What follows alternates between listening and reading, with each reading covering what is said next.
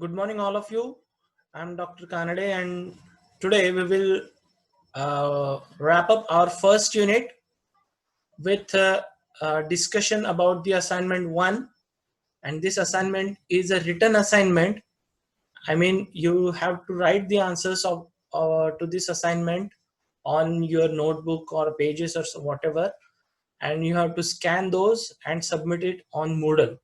Okay. This assignment is going to help you a long way in your actual university examinations, both INSEM as well as ENDSEM. The most common questions that are asked in the examinations on the first unit have been included in this assignment. Okay. So what we are going to do today is we will I will show you the questions, of course, and also I will tell you the answers. I will share this PPT also on the Moodle, so you don't have to go anywhere else to search for the answers. Okay. The only thing that you have to follow will be just to take down the PPT and expand on the answers, write them down properly on papers, and then submit online. Okay. Okay. Okay, so to start with, I'm just going to show you these two diagrams, surely only because of the importance of these two diagrams. These two diagrams are, as I have been always talking about, are very important. The first one is the block diagram of PIC18F 458, right? This is a simplified view of the block diagram or internal architecture of PIC18F 458, and this has been taken from the source, the book Mazidi, from page 29. You know the two references that I have told you. One is a book by Mazidi, and another one is the datasheet, PIC18F 458 datasheet. Okay, these only two references are sufficient for you to complete this course. Okay. This diagram I'm not going to discuss now again, because we have discussed this diagram multiple number of times. So it shows you how the internal structure of the PIC18F 458 is. Okay. And the second diagram is this one, which we have also seen n number of times. It shows the again internal architecture of PIC18F 458 along with the programming model. It shows all the registers inside the MPU. MPU means microprocessor unit. Okay, all the registers here inside the MPU, and the two memories, program memory and data memory. These two things you can see which are separate. So their address and data buses are also separate. The width of each of these buses, okay, the number of bits in each of the registers, all these things are clearly marked in this diagram. That's why this diagram is very important for remembering everything that we have talked about. And on this side, this is the data memory expanded version. And in PIC18F 458 IC, which IC I am talking about? We are talking about this IC, PIC18F 458 IC. We have memory, data memory up to from bank 0 to bank 5, means the 6 banks, and the bank F means totally 7 banks memory we have. Each bank has how many registers? 256. So this is the total number of data memory that we have in the PIC18F 458. Okay. Okay, now moving on, let's see the questions that you have to answer in the assignment. I have put up 6 questions which are the most commonly asked questions during INSEM as well as ENDSEM question papers. Okay, as you are now aware that you have an exam of 30 marks for in semester, and in that there will be 3 units, first 3 units. Each unit will have 10 marks. So for 10 marks, some of these questions will be asked. Generally 2 questions are asked for 10 marks, but there are again options, question 1 and question 2. So that's why there will be totally 4 questions on unit 1, out of which you will have to answer 2. One of those will be a program, So we have covered around 5 or 6 programs in between. So those programs also you should follow. Now the questions in this assignment that you have to answer are: first one, explain the difference between Van Neumann and Harvard architecture. Second question is that to explain the difference between CISC and RISC. Third question is to find out the values of status flags. Now this is a different type of question from what you have seen earlier. We have studied the status flags or status register, you can say. We know that there are 5 status flags in PKTNF 458. But the question here is, it's not to explain that status register. The question in this case is, an operation is given, addition operation we have to perform. There are 2 values, 00 FF and 01. We have to add these two values and then tell the values of the status flag. So this kind of question, what it will do, it will check your understanding of the complete process of status. I mean, what the status means, what the status flags mean, right? Which flags are affected, how they are affected. So in order to answer this kind of question, you must know the complete background of the status register. I'm not going to leave you with the questions. We are going to discuss the answers also. Okay. Then another very popular question is to explain stack and stack pointer. We have already covered this. I have put the answer in this PPT also. Then to explain data memory organization and program memory organization. Okay, these 6 questions I have included in the assignment 1. You have to answer these questions on paper, write down properly, neatly, one by one. Then once you complete the answer, scan them properly using any scanning software.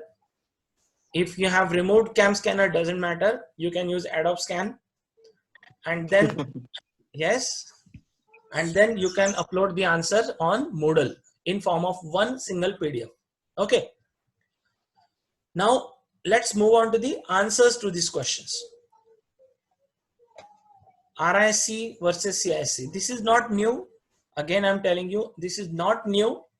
We are repeating the things. Okay, we are again repeating the things that we have already seen. Okay, RISC stands for Reduced Instruction Set Computer. Reduced Instruction Set Computer. Okay, whereas CISC stands for Complex Instruction Set Computer. Okay. Then when we have to answer this question, we have to write down the differences between the two, one after the other, right? So what are these differences? One by one. In RISC, the instruction set is small and compact. Now see, I will tell you that example of this is PIC or PIC 18F, right? We have already seen this. An example for this is 8051. Okay, now you can relate why I'm telling you this also again. Now you can see, because we have now seen the PIC 18F instruction set already, not fully, but a lot of it we have seen. Okay, and you already know 8051 instruction set. So just try to see whether you can link the two. Okay, can you link or can you relate the two microcontrollers with their respective descriptions? Okay, so the point one says that RISC computers have small and compact instruction set, and we are saying that PIC 18F is an example of RISC. So can you tell me how many instructions we have in this RISC or in this PIC? We have only 77 instructions. How many instructions were there in 8051? Does anyone remember?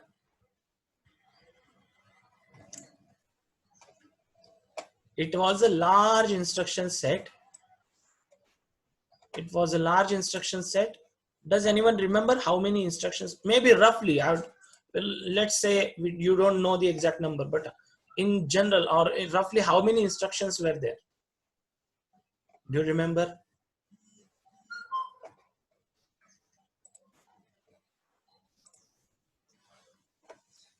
Okay, just for an example, here we have an instruction move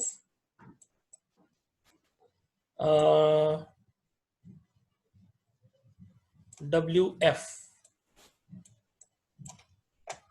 Here also we had move. Instead of W, what you had at that time?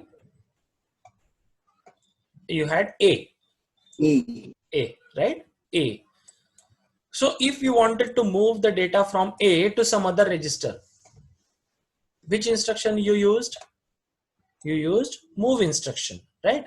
But the problem was move A comma B, move A comma C, move A comma D. All these were separate instructions. You remember this?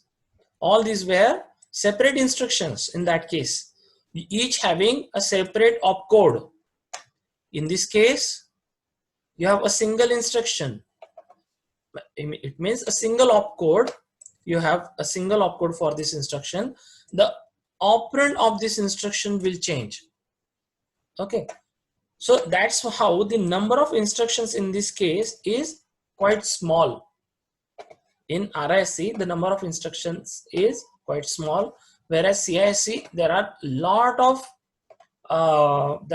of instructions. The number of lines for this code are more, but the number of lines in this case, number of lines of the code in this case are less. We have also seen that the length of the instructions is very uniform. How? Most of the instructions are 16-bit, only 4 are 32-bit. But for this case, for this 8051, you had instructions of all lengths: 8-bit, 16-bit, 24-bit, 32-bit, like this. You had different length instructions. There was a lot of variations in the length. Okay, the architecture is quite simple. In this case, the architecture is complex. This requires a lot of RAM. RISC, PIC18F example, it requires a lot of RAM, and that's why we have a lot of RAM, right? And in CISC we did not have that much of RAM. The registers, number of registers was very small in case of CISC. The RISC computers operate at very high speed. For example, our PIC18F can operate from 0 to 40 megahertz. Okay, DC to 40 megahertz, whereas 8051 was operating at what speed? Somebody tell me. 6 megahertz, was it? Was it 6 or 3?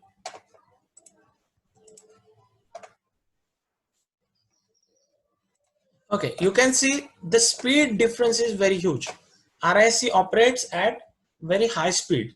Okay, so this is the major this is the difference between the CISC and RISC. 12 megahertz, no? 12? Was it 12 or 6? You check. I think 12. Yeah, anyway, I don't exactly remember about 8051. Okay, but it was quite less. Here you can operate up to 40 megahertz. Okay. Okay, the second difference is about von Neumann and Harvard architecture. This is also very commonly asked question. Okay, and this also is you can now relate with the examples. Okay, same memory for data and instructions in von Neumann. We have separate memories for data and program, or data and instructions. Since there was a same memory, there was a single bus. Okay, therefore time multiplexing was required. Here separate buses we have in Harvard architecture. At the time, in von Neumann at a time, either reading an instruction or reading writing of data can be done. Whereas in Harvard, both these operations will be done simultaneously. This is comparatively slower, this is comparatively faster. Okay, remember, with the help of these examples, you can relate it in a better way, and you can relate whatever you have learned, okay, with the architecture names also and the instruction set types also. Okay, now coming to the new question that we have not seen yet. Okay, the third question was, what will be the values of status flags after performing the addition of two numbers given 0xFF and 0x01? Okay, the two numbers are given to us 0xFF and 0x01. Okay, can somebody quickly tell me the addition? Okay, ultimately in the answer what we have to do, we have to draw the status register. Okay, we have to put the names to the flags, and we have to fill up the numbers here, 0 or 1, whatever values we want to fill up these values here. Okay, values of the flags. But first we need the answer to this thing, addition of 00FF and 0xFF and 0x01. So can somebody quickly do this addition? Can somebody tell me the answer to this?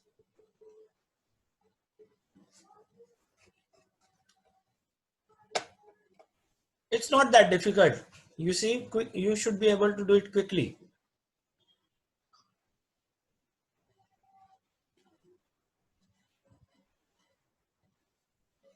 Let's say these numbers are not hexadecimal. Let's say we are talking about decimal number system. So it is like adding 99 and 01 in decimal. Okay. Both are decimal. So what is the answer here? Decimal numbers 99 plus 01. What is the answer?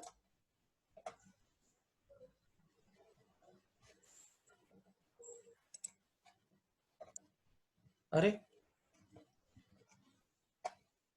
Decimal number system म्हणजे normal number system आपली जी नेहमीची आहे त्या number system मध्ये 99 plus 1 किती होतात?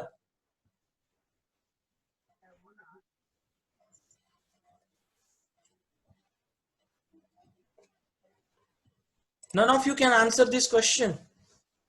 100. This becomes 100.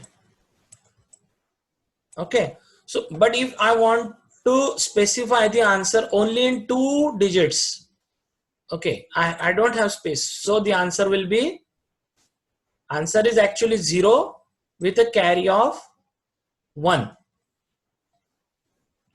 Okay, answer is 100, but if you want to represent it only in terms of 2 digits, the answer in that case is 0 and a carry of 1. It is the same case here. It is hexadecimal number system, FF plus 01. The answer would be, you can do binary addition also. You take the binary numbers, you do the addition. What we get? 1 plus 1, 0 with a carry 1. 1 plus 0 plus 1, 0 with a carry 1. 1 plus 1 plus 0 with a carry 1. So all will become what?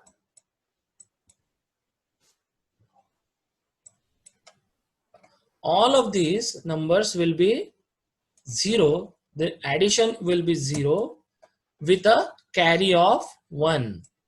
1 carry. Okay. The result is actually 0 because we don't have the space to keep the result. The result actually is 9-bit, but wherever the result will be done, wherever the addition will be done, it is 8-bit only. So we don't have the space for the 9th bit. That 9th bit goes to in carry. Okay. So what happens here in this case is the result of addition is 0. Therefore, 0 flag will be set. So Z will be equal to 1. Okay. 0 flag will be set. Result is 0. So 0 flag will be set to 1. Okay. Then there is a carry generated. You can see here also. There is a carry generated. So the carry flag will be set to 1. Okay. And which other flag will be set again? You have 5 flags. Overflow. Yes. Overflow flag. Okay. One answer is overflow flag will be set. Anyone else? See, you have 5 flags. N for negative, OV for overflow, Z for 0 flag, DC for digit carry flag, and C for carry flag. Okay. We have 5 flags. Okay. So carry flag is set to 1. Okay. 0 flag is set to 1. Now somebody is saying overflow flag will be set to 1. But do you remember when overflow flag is set? What is the definition or the description of overflow flag? I will tell you, I will repeat. Overflow and negative, both these flags work in signed arithmetic mode. When we are dealing with signed arithmetic, means what? In signed arithmetic, how the numbers are represented? Instead of total 8 bits, only 7 bits are used for the value, and the 8th bit, the MSB bit, is used for the sign. Okay. In that case, if there is an overflow from the 7th bit, then the overflow flag will be set. But in this case, we are not dealing with signed arithmetic. Okay. Otherwise, then carry and overflow would be same. Right? Otherwise, carry and overflow would be same and they will have no meaning. The overflow works in signed arithmetic only, whereas carry is generated when there is a carry from 8th bit. Okay. So in this case, this flag is not going to be set. Okay. Which flag? The overflow flag is not going to be set. But there is another flag which is getting set. Which one?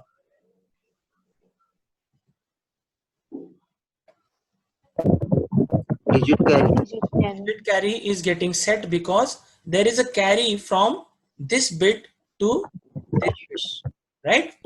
So a digit carry flag is also getting set. That's why the final answer for our question is this would be the value of the status register. Okay. Finally, carry, digit carry, and 0, these 3 flags will be set, and these 2 flags will remain reset or will remain. Sir carry आता 4 मधनं 5 ला generate झाला. त्याच हा मग त्याच वेळी फक्त आपण DC हे करणार सेट करणार की कुठल्याही ठिकाणाहून कॅरी जनरेट झाला तर नाही, फक्त lower nibble to upper nibble. Lower nibble म्हणजे 4 बिट्स, अपर निबल म्हणजे वरचे 4 बिट्स. जर लोअर निबल पासून वरच्या निबलला गेला, निबल म्हणजे 4 बिट्स, राईट? 8 बिट्स म्हणजे निबल म्हणजे 4 bits.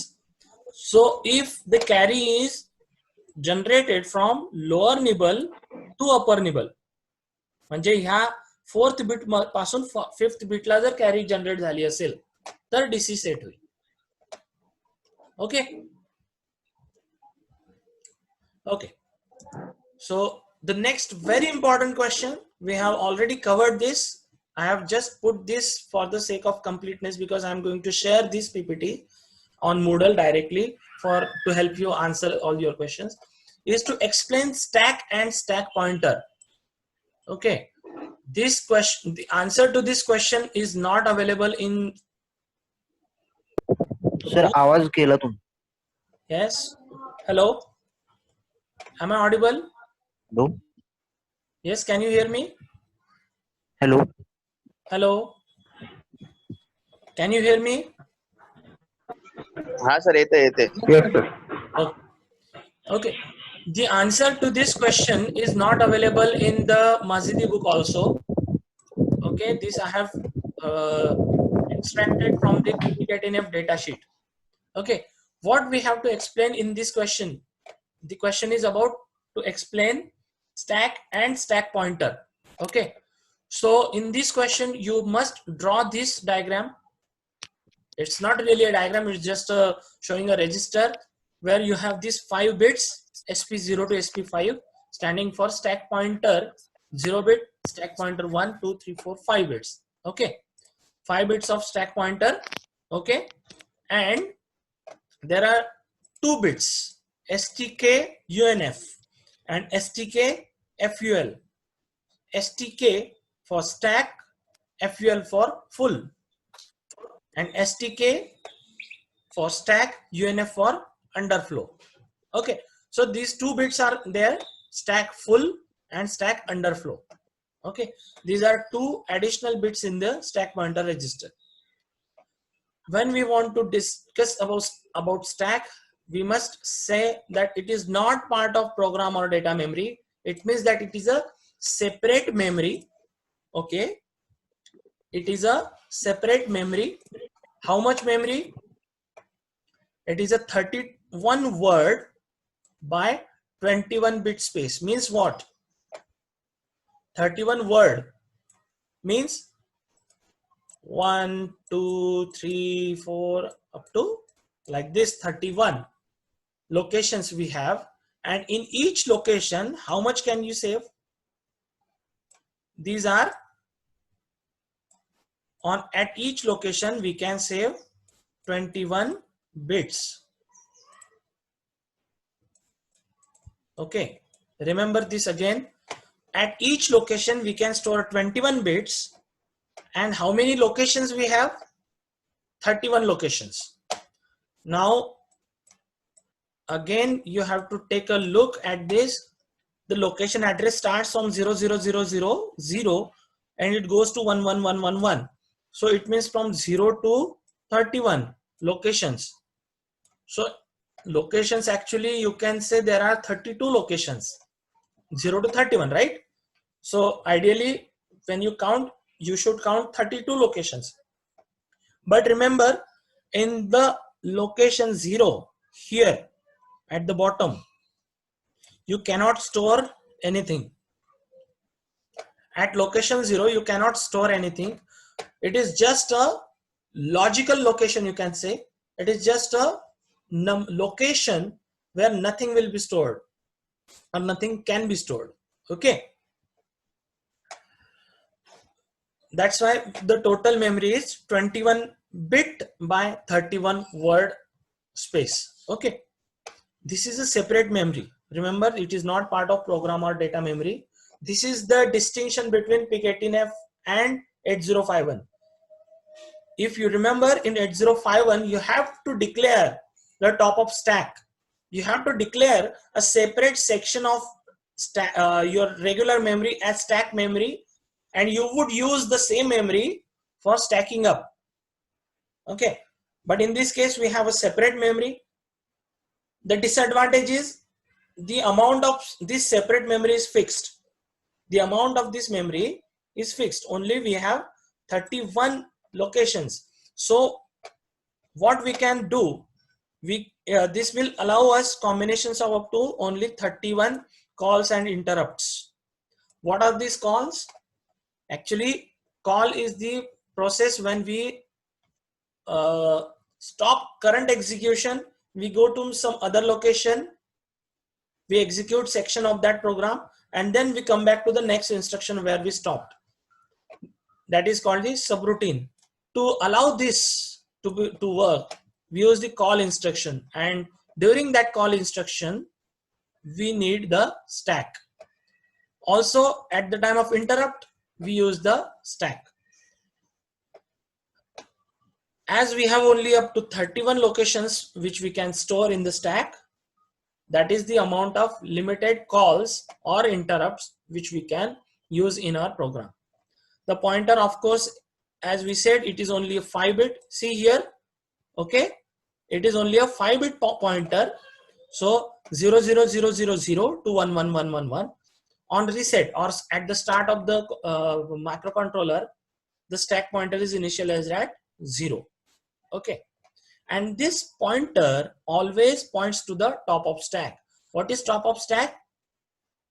The top location of the stack. Okay, it doesn't matter what is here. There may be garbage values here. The top of stack will always be considered by the stack pointer. Okay, so if the stack pointer has value something like this, 00010 means this value. So whatever value is written here at this top of stack, that will be the location we will consider to take back. What do I mean by take back? It is like retrieving a dish from a pile of dishes. जी वर असेल ती आपण काढत जातो प्रत्येक वेळी. अशा एकावर एक प्लेट्स ठेवलेल्या आहे. वरची प्लेट काढतो, त्याच्यानंतर त्याच्या पुढची प्लेट काढतो, त्याच्यानंतर पुढची काढतो. जर नवीन ठेवायची झाली तर वरच ठेवत जातो. Every time we put a new plate on top, right? It is like that. It is the concept is called first in last out, or also you can say last in first out. जी सगळ्यात शेवटी येईल ती सगळ्यात पहिले बाहेर निघेल. Okay, and whenever there is a call, what happens is you have to remember this sequence. Okay, the stack pointer is first incremented. Stack pointer मध्ये suppose आपण रिसेट आहे, जेव्हा आपला हा स्टॅक पॉइंटर 0 आहे, रिसेट आहे म्हणजे स्टार्ट केला म्हणजे 0 होता. So when we use a call instruction, the stack pointer will be incremented and it will become 1, means stack top of stack is now 00001, and the value of the program counter, PC program counter madli ji kai value hai, that will be written at this. The value of the program counter will be written at the location now pointed by the stack pointer. Now you remember what is PC program counter? It holds the address of the next instruction to be executed, right? म्हणजे आत्ताची जी current instruction आहे call, याच्या पुढची जी instruction आहे असेल तिचा address PC मध्ये already आहे, तो आपण नेणार इथं ठेवणार. ओके, अँड देन कॉलचा ऑपरंड जो असतो तो असतो प्रोग्राम मेमरी लोकेशन, म्हणजे जिथं आपल्याला जम्प करायचंय, जिथं जायचंय तो लोकेशनचा ऍड्रेस असतो.